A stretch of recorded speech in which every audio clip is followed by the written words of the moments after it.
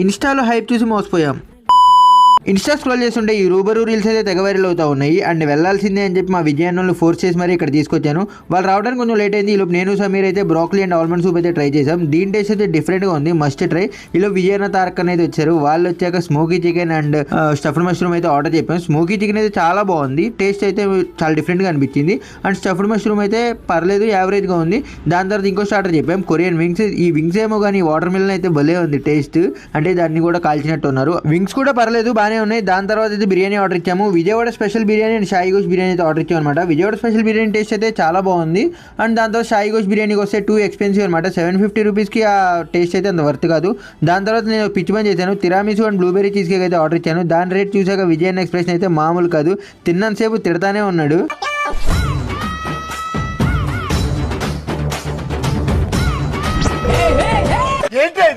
Finally రూబరూలో ambience అయితే చాలా బాగుంది, బట్ ఫుడ్ యావరేజ్.